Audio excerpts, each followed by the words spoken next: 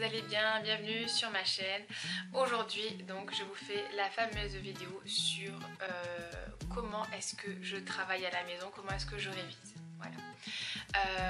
Avant toute chose, j'aimerais savoir pour ceux qui cette année aussi font le DAU en même temps que moi, comment ça se passe pour vous. Est-ce que les premiers partiels se sont bien passés et comment vous révisez-vous de votre côté? Voilà, j'aimerais bien savoir comment ça se passe. Pour ma part, je vous dis, j'ai déjà eu 2 notes et j'ai eu 2 13. Un en histoire, en dissertation et un 13 en anglais. Voilà. L'histoire, ça a été très dur de le préparer et c'est là où je vais donc vous donner les conseils qu'on m'a donnés et je remercie fortement un collègue de ma formation qui m'a donné tous ces conseils. Et en anglais, c'était une journée très dure pour moi parce que déjà le matin on avait eu un partiel en français, en méthodologie, non, en littérature, pardon, je me trompe à chaque fois, en littérature et l'après-midi j'étais KO.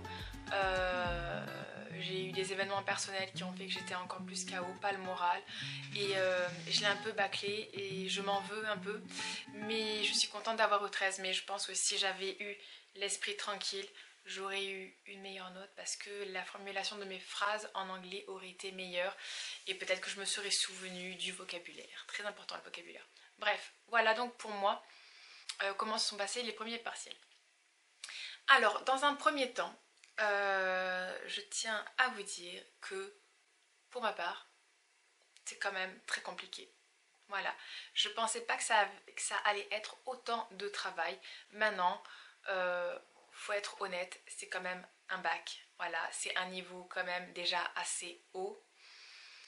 Et il faut s'accrocher, vraiment. Du coup, je vous conseillerais, même pour ceux qui n'ont pas encore commencé le DAU, si vous voulez vous préparer dès maintenant en fait, honnêtement je vous conseille de vous préparer avant, je vous conseille de commencer à réviser avant, selon les matières que vous voulez prendre, l'histoire, l'anglais, la géo. Français c'est assez compliqué mais je vous conseille du coup de bien lire, de refaire votre filmographie, voilà, de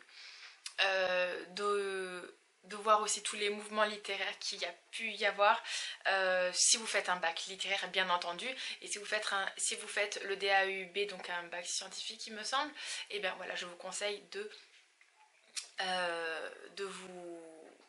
vous renseigner et d'avoir de la culture sur ce thème là. Voilà. Si j'avais su, et pourtant j'avais pas un si mauvais niveau avant, mais vraiment là la barre elle est haute. Après je vous avoue, mon cerveau il commence à remarcher bien quand même, ça va mieux, ça va beaucoup mieux, mais les premières semaines j'étais complètement dépassée et je ne savais pas comment réviser.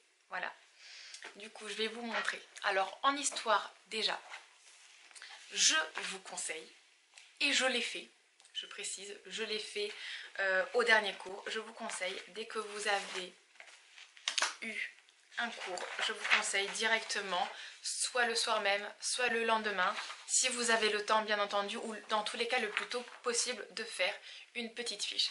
Donc là, vous avez mon cours résumé sur une petite fiche comme ça.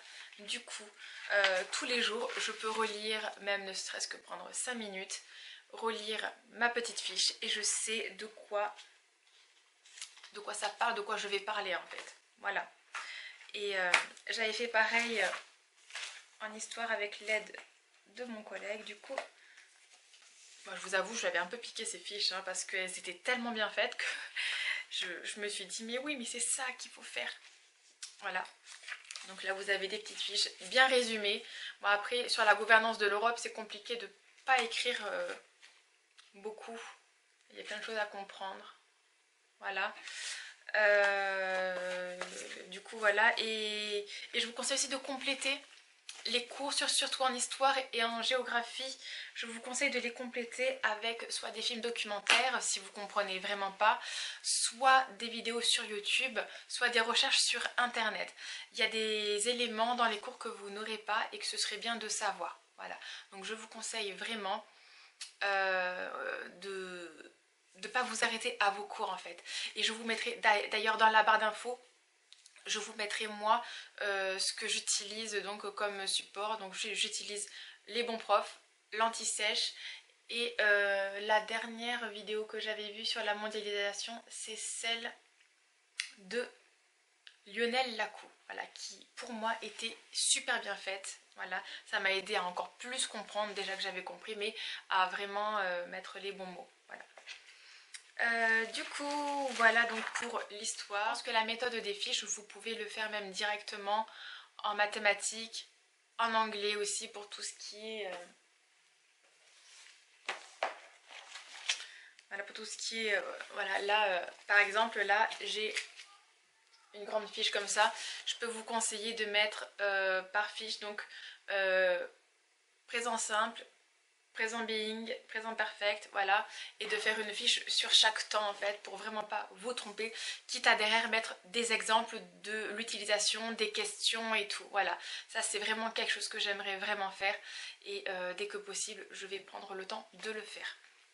Aussi en anglais, je vous conseille, quand vous savez sur quel thème va porter votre partiel, votre devoir, je vous conseille de préparer un petit texte en fait avant pour vous souvenir des tournures des phrases, parce que quand vous savez que vous allez devoir parler au présent, vous faites un texte au présent. Quand ce sera au prétérit, au passé, au conditionnel, tout, voilà, vous le mettez dans ce temps-là en fait. Et ça vous entraîne. Et quand vous serez devant votre feuille d'examen sur l'essay writing, et bien au moins vous aurez, vous saurez quoi mettre. Surtout si ça parle du thème, comme nous, là ça parlait de la nourriture. Là prochainement ça va porter sur le réchauffement climatique, donc voilà, donc je vous conseille de faire un texte dessus qui parle par exemple quand ça parle de la nourriture, c'est notre question sur l'essay writing qui était sur 3 points, c'était pensez-vous que vous avez que vous mangez sain, voilà. Pensez-vous que vous mangez sain? En cours, on avait déjà parlé un petit peu de la nourriture et tout, et du coup, ça nous a permis d'avoir des phrases clés à mettre dans le texte. Mais vraiment, il n'y a pas photo, il faut s'entraîner, il ne faut pas avoir peur de faire des phrases fausses tant que vous dites des choses dans le texte et que vous montrez que vous avez du vocabulaire.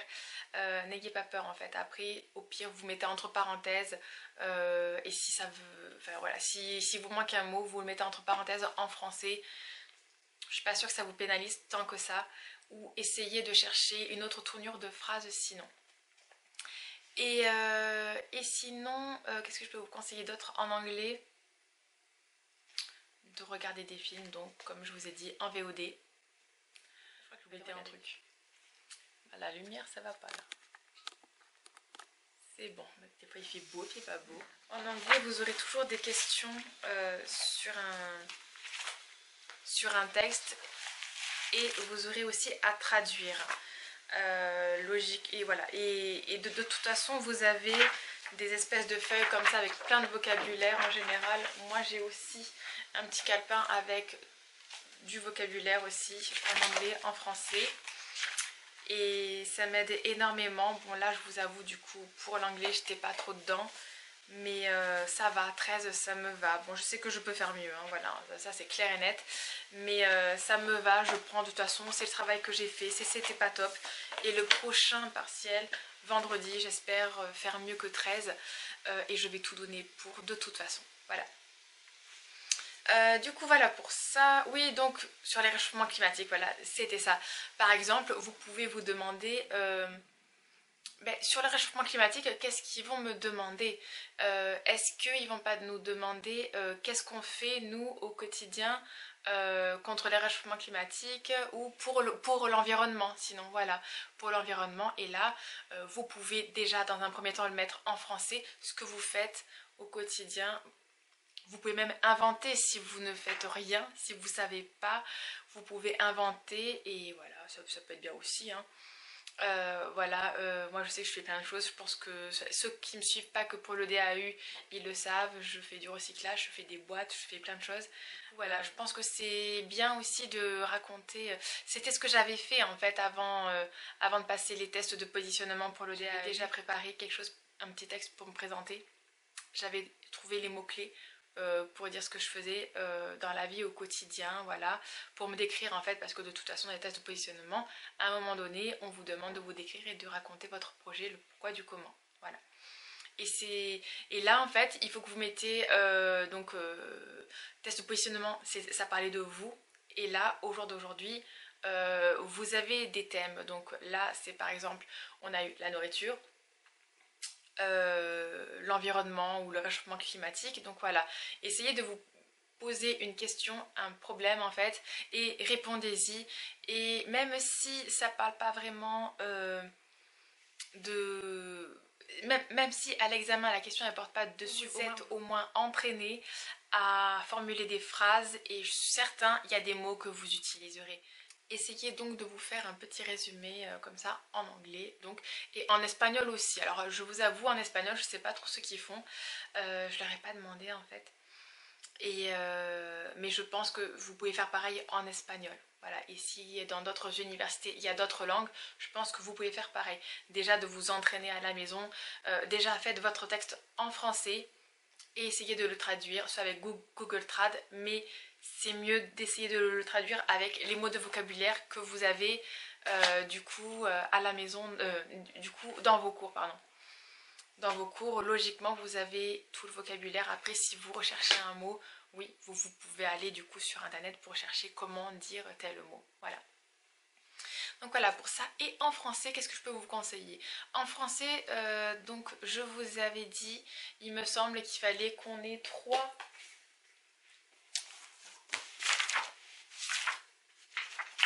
Ah oui, c'est là. Voilà, donc il nous conseillait de se cultiver et de faire 3 fiches sur chaque thème, donc film, livre et tout. Et bien moi je vous conseillerais d'en faire plus que 3 en fait. Je vous conseillerais, mais après c'est... Moi je le vois, j'ai même pas le temps de lire en fait. Donc nous ce qu'on nous a conseillé c'est au moins de lire les résumés de texte quand même. Voilà. Au moins qu'on sache de quoi ça parle, un minimum. Bon, un film ça va encore, ça peut être vu voilà, en 2 heures, un film on l'a vu. Ce que je vous conseillerais c'est même avant en fait de vous préparer au DAU et de refaire entièrement votre culture littéraire. Culture, je parle pas forcément que de livres, je parle de tout, des films, je parle de sculpture, je parle de peinture, je parle de voilà. Vraiment, je vous conseille de le faire en fait avant parce que ça vous apportera un plus, ça vous apportera un plus. Et même en histoire, en géographie, je vous conseille aussi de réviser en fait pendant les grandes vacances, quand vous savez que vous avez 2 mois où vous n'allez rien faire. Enfin, pour ceux qui ont passé le test au mois de juin, hein, je précise. Ouais, bah, à ce moment-là, je vous conseille du coup de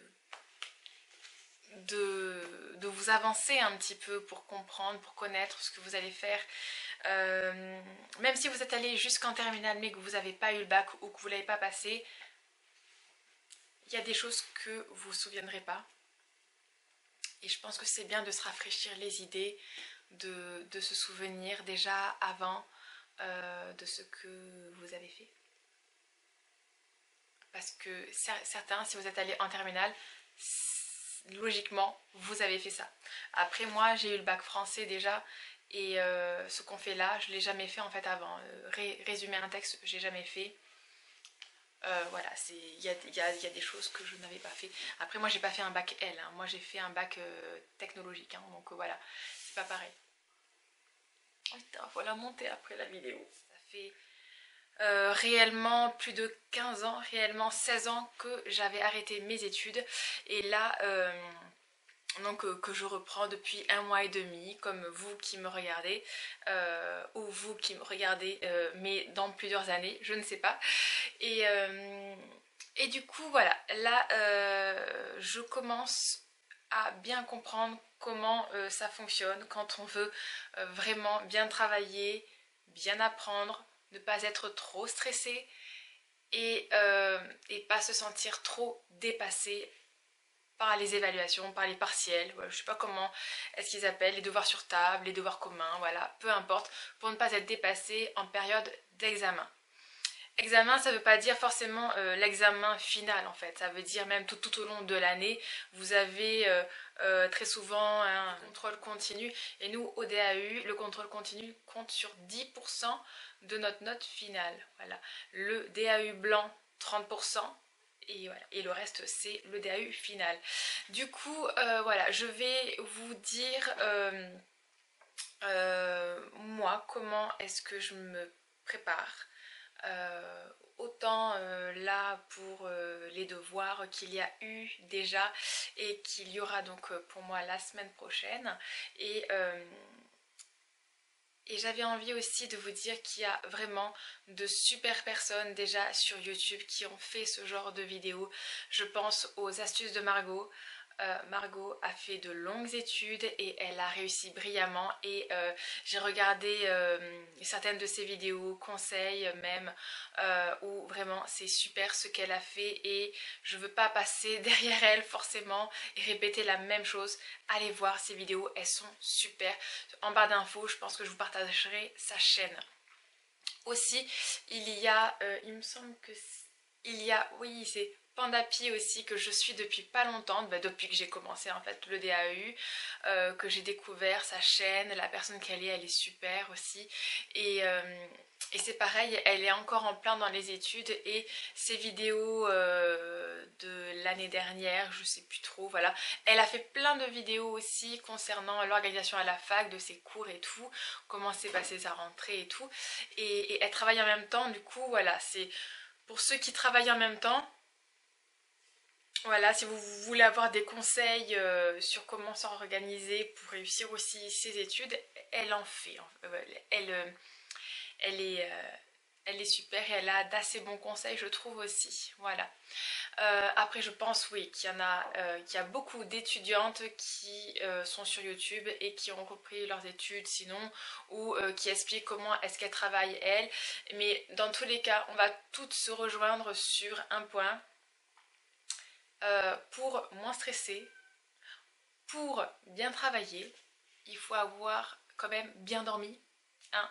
Donc moi je vous conseille d'écouter votre corps un minimum et quand même de vous reposer dès que vous vous sentez très fatigué, surmené, dès que vous sentez que ça va pas, hop, vous mettez vos bouquins de côté et vous faites autre chose, allez sortir avec vos amis, vous regardez un film seul ou avec votre chéri ou avec votre famille, voilà. Il faut aussi... c'est un gros morceau quand même et quand vous sentez que vous êtes dépassé, même s'il y a les examens qui approchent, même si c'est très important dans votre vie, il faut arriver à s'écouter en fait et c'est très important et c'est très très dur en fait à faire parce qu'on se dit mais non mais si je fais ça je vais me foirer complètement. Sauf que si un petit peu tous les jours t'as passé une demi-heure, une heure à revoir ce que t'as déjà fait, qu'après chaque cours tu as fait des petites fiches, si à un moment donné vous sentez que c'est le trop plein, que vous allez faire un malaise, que vous allez décrocher, voilà, accordez-vous une pause, faites-vous confiance, dites-vous que ça va aller et voilà, n'attendez pas d'être la veille en fait, voilà. Attendez surtout pas d'être la veille pour réviser.